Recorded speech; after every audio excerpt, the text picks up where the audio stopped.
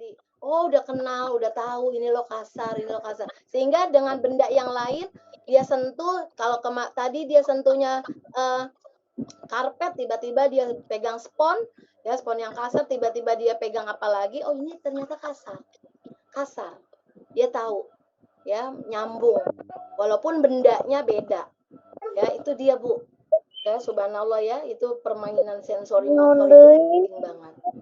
Ya, makanya anak biarkan mereka menggunakan jari-jarinya ya untuk explore tadi, apalagi nanti ujung-ujungnya buat nulis. Ini dua pincer grabnya harus dikuatin. Makanya kegiatan-kegiatan ini Bu diberikan. Nah, kalau main simbolik, apa itu? Segala simbol yang ada di kehidupannya dia. Yang kemarin saya berbicara, simbol kalau belum operasional, kalau simbolik doang, ya dia tahu warna, bentuk, ukuran, segala macam. Nah, kalau dia mau tahu kegunaannya itu adalah dengan cara meniru. Nah, meniru itu namanya main simbolik. Seperti apa? Main pura-pura. Nah, pura-pura itu ada dua. Ada yang makro, ada yang mikro. Kalau yang makro, kita sebagai pelakonnya, penirunya, kita yang bermain sandiwaranya, kita yang bermain perannya. Tapi kalau mikro, itu adalah kita seperti dalang. Ya, kita memainkan wayangnya. Ya, itu namanya kegiatan main simbolik atau main peran. Kenapa? Karena dengan main pura-pura kita akan meniru apa yang ada di kehidupan kita sehari-hari. Walaupun bukan aslinya. Kalau aslinya itu nanti kan life skill namanya. Ya. Tapi ini masih pura-pura. Kenapa? Karena kita nggak mungkin mau tahu cara masak, ya nggak boleh, masih kecil nggak boleh masuk ke dapur. Akhirnya kita meniru mama masak gimana sih. Akhirnya kita cari benda-benda yang bisa dia pernah lihat mamanya melakukan masak. Ya, sehingga dia main pura-pura kayak masak. Itu namanya main simbolik. Ya, selanjutnya main pembangunan. Main pembangunan itu apa? Segala mainan yang bisa dibentuk. Baik yang tadinya mainan itu belum ada bentuk, ya, atau namanya cair, bahkan alat bahan itu sudah ada bentuknya, benda itu ada bentuknya, namanya terstruktur. Ya, Ibu sudah tahu kan benda-benda cair? Ya, benda-benda cair air yang tidak ada bentuknya. Ya, tanah, terus apa lagi? Terigu, ya, terus apa lagi? Cat air, spidol tuh dari cairnya ya Bu, bukan berarti spidolnya. Ya, tapi catnya itu. Ya, itu adalah cair. Kenapa? Karena kita yang kontrol bentuknya tadi. Ya, sehingga saat kita pakai krayonnya bisa kita bentuk, kita yang kontrol. Itu namanya cair. Kalau yang terstruktur itu sudah ada bentuknya. Ya, kalau alat main itu ada balok, ada Lego, ada puzzle. Tapi kalau bukan alat main apa? Batu, daun, itu udah ada bentuknya. Ya, tali udah ada bentuknya. Pokoknya sudah ada bentuknya, itu adalah terstruktur. Bisa gak dibentuk lagi? Bisa.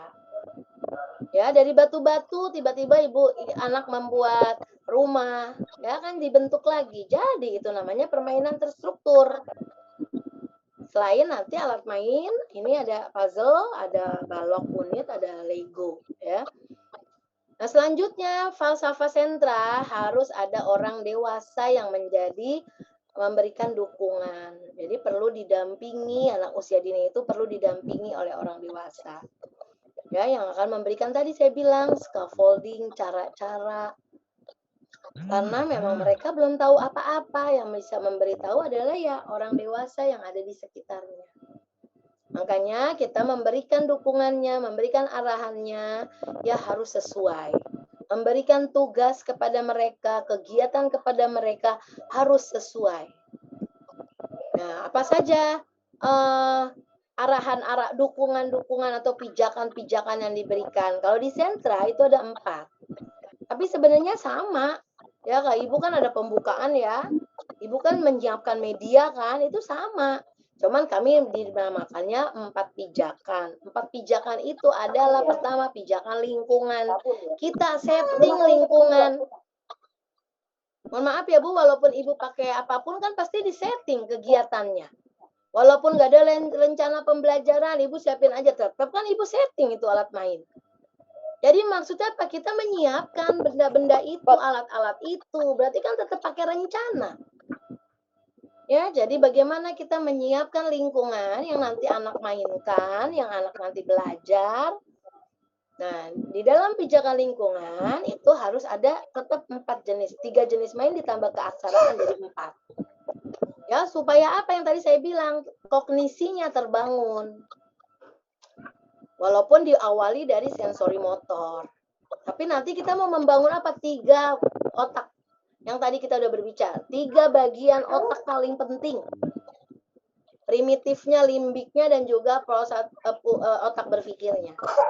Ya, jadi kenapa harus ada 3 dan ditambah 4 keaksaraan? Keaksaraan ini apa? Modal nanti buat anak TK saat dia mau ke SD udah punya keaksaraan paling tidak, udah punya literasinya. Walaupun nanti dia belajar bacanya sebenarnya nanti di SD. Tapi kan kenyataannya kita tetap guru TK tetap aja diminta pertanggungjawabkan untuk anak bisa baca, nulis, berhitung. Tapi dengan cara-cara yang tidak di-drill. Makanya tetap ada keaksaraannya. Ya. Selanjutnya apa? Kita menyiapkan tempat main untuk mendukung sosialnya. Tempat mainnya itu apa, Bu? Dia bisa bermain dengan 2 anak, tidak individual ya, tapi paling tidak berdua. Karena kita ingin membangun mereka menjadi sosial. Ingat, sosial itu apa? Bisa berhubungan dengan orang lain. Kalau kita setting hanya buat 1 orang, dia jadi makhluk individu. Ya, jadi kita siapkan tempat main untuk berdua, tempat main untuk bertiga. Silakan Ibu mau bangun sosialnya dia seperti apa. Ya, berempat, karena nanti dia berkelompok. Bahkan kalau udah lebih besar ya penting berempat, berlima, berenam, karena nanti dia bekerja sama. Ya, membangun hubungan-hubungan kerjasama. Ya. Nah, tadi intensitasnya ya, Ibu mau berapa nih? Berapa lama waktu mainnya? Kan tadi ada inten ya di sini ya, maaf tuh ada inten. Berapa lama dia mau main?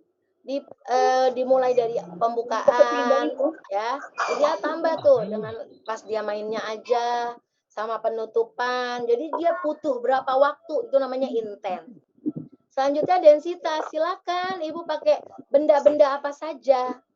Disesuaikan dengan perkembangannya dia, usianya dia berapa.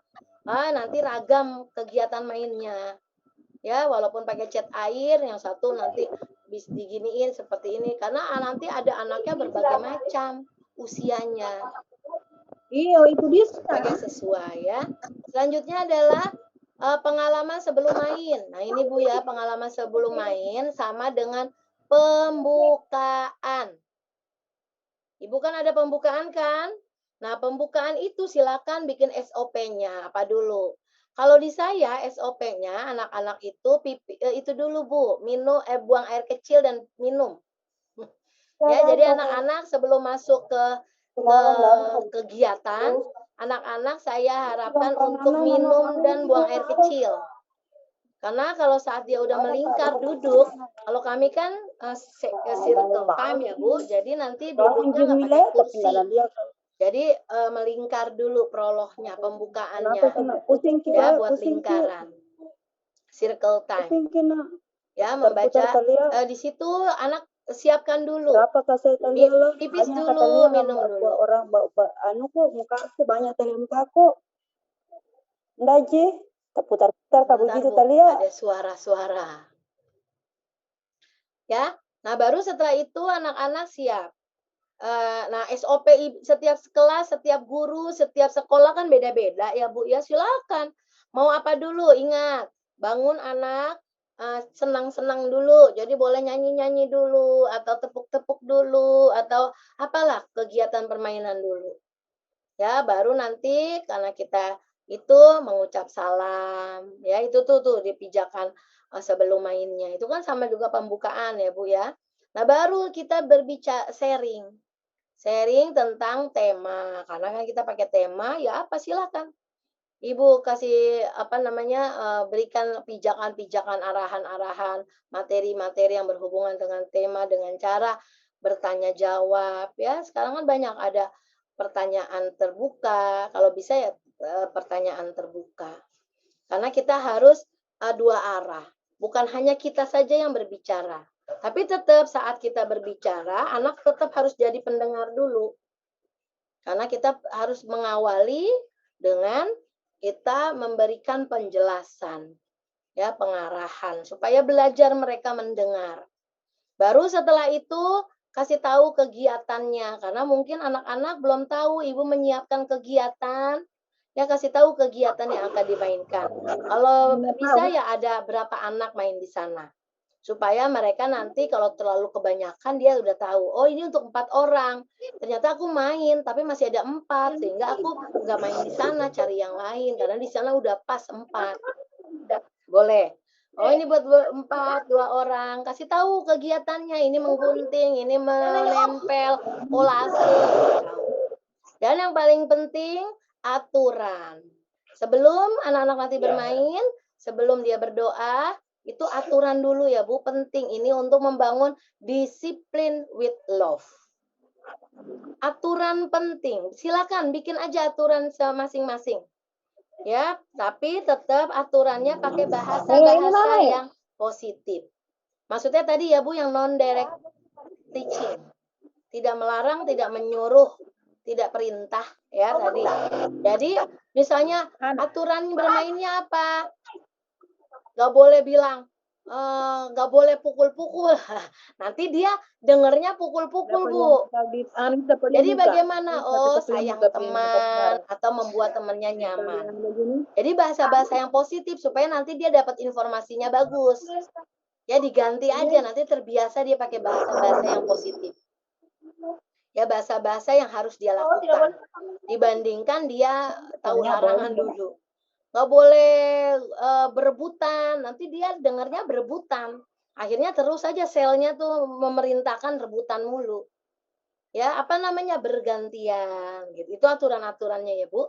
Nah, saat kesepakatan membuat konsekuensi itu silakan aja. Teman-teman kalau anak tidak bisa kalau ada yang tidak ngikutin aturan, bagaimana ya? Ada konsekuensinya? Tidak. Boleh apa yang dilakukan, kita jangan bilang hukuman ya, tapi konsekuensi. Ya, konsekuensinya bikin yang ya kalau kita sebagai orang Islam cari aja cara-cara Nabi. Ya, karena Nabi kan kalau untuk menenangkan diri, kita berubah posisi, kita duduk, beristighfar atau apalah silakan. Ya, jangan dikeluarin anak ya, seneng dia Bu kalau dikeluarin dari kelas. Akhirnya dia nggak dapat apa-apa, dia nggak belajar, ya. Jadi tetap ada di kelas, tapi dia tidak melakukan kegiatan karena dulu tenang. Ya itu mah silakan aja lah kesepakatannya. Nah udah selesai itu baru berdoa. Habis berdoa silakan dia pilih mainan. Biarkan, bebaskan dia memilih. Memilih teman dan juga memilih mainan. Nanti yang penting ada aturannya tuntas. Ya, kamu udah pilih nih mainan ini, berarti kamu tuntaskan baru pindah. Ya, yang penting tadi aturannya dikuatkan. Kamu mainnya sama siapa? Ya udah sama ini dulu. Kalau kamu mau pindah temennya, bicara. Ya, karena ada cara-cara. Saat kamu udah memilih atau kamu dipilihkan, ini untuk saling mengenal ya Bu. Kadang anak-anak itu kan masih suka, apalagi saya bilang, anak usia TKB, itu pilih-pilih temennya lagi mulai itu Bu. Ya, jadi dia senang main sama yang senang aja. Padahal kan kita harus bangun mereka bermain dengan siapa saja. Ya. Nah itu sudah selesai, udah dia main. Nah saat dia main ini ada namanya pijakan saat bermain. Pijakan saat bermain apa? Ya saat anak mengalami kesulitan, mengalami masalah, saat menggunakan alat main, atau saat dengan temannya bersosialisasi, maka guru dekati memberikan pijakan. Ya, memberikan modeling contoh. Misalnya dia nggak bisa masang puzzle, ya kita jangan masangin, tapi kita berikan pijakan dulu. Coba yang mudah mana dulu, tepinya dulu mana, atau cari gambarnya dulu gitu. Ya, kasih pijakan, jangan langsung karena tadi saya bilang biar mereka terbangun proses berpikir. pertanyaan yang kita buat itu untuk dia berpikir ya, Bu. Jadi jangan langsung direct itu. Tuh, pasang di sana. Itu ke sini, bukan. Itu namanya direct. Tapi kita biar mereka, kita membawa pertanyaan yang dia nanti berpikir. Nah, kalau saat dia nggak bisa, baru kita contohkan. Gitu. Ya, selanjutnya adalah, udah tuh, ada masa itu tadi tidak bisa dengan alat. Selanjutnya dia dengan temannya konflik. Kita boleh dekati. Cari kenapa, ada masalah apa. Kita sebagai hakim, ya, yang menentukan nanti permasalahan itu selesai, ya, mereka saling akur, saling bermaaf-maafan. Ya, cari dulu kronologisnya, bukan hanya dari satu sisi, dari dua-duanya. Tanya ada apa, ya kita bangun, kasih tahu solusinya, sosial emosinya, ya semuanya, aturannya, sampai akhirnya dia saling sepakat. Kalau memang setelah membuat temannya nggak nyaman, saling maaf dan meminta maaf, ya. Karena itu kita ajarkan konsep-konsep Islam yang kita lakukan. Kalau kita memang orang Islam kan tetap ya seperti itu. Ya, nanti lama-lama mereka akan bermainnya tanpa konflik sama temennya. Walaupun anak usia dini pastilah konflik mulu, Bu. Yang paling tidak kan kita sudah memberikan pemahaman dia cara menyelesaikan permasalahan. Ya, ini adalah pijakan saat main. Nah, di sini Ibu Guru boleh catat, dokumentasikan ya, penilaian ya, Bu. Boleh Ibu nulis, tapi kalau memang anaknya tadi saya bilang agak kredit, Ibu jangan nilain dulu.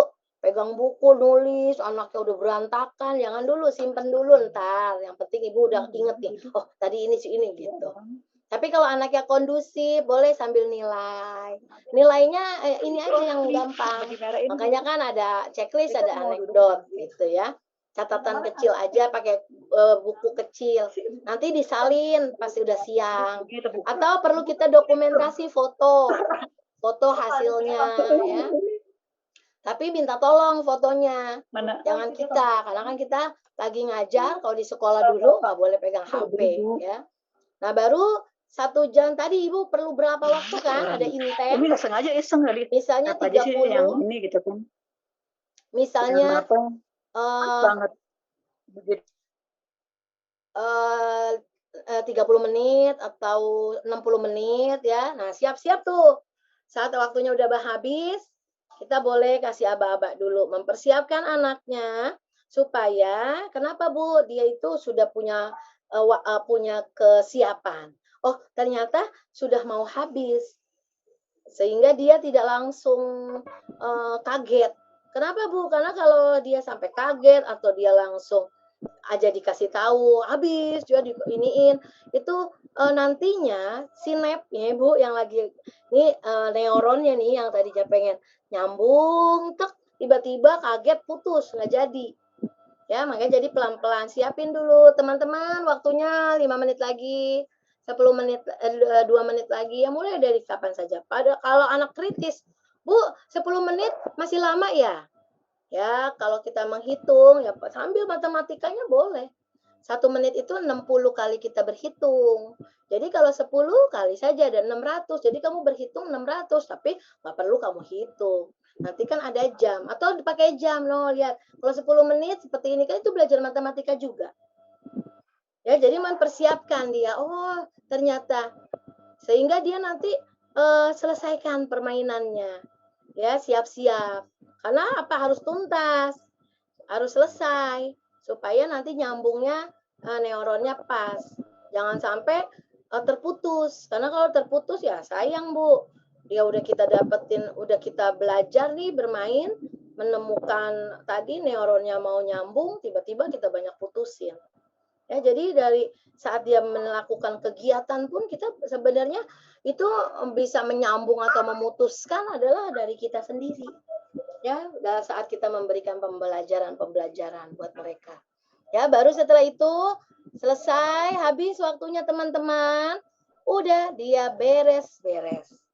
Ya, kita mengajak bersama-sama bertanggung jawab, tuntas, menyelesaikan apa yang sudah dia mulai, beresin.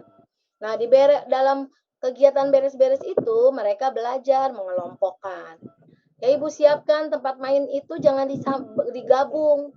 Ya, tempat puzzle buah-buahan ya puzzle buah-buahan. Puzzle-nya dipasang dulu. Kalau dia belum pasang, pasang dulu. Jangan diacak-acak langsung taruh di boxnya.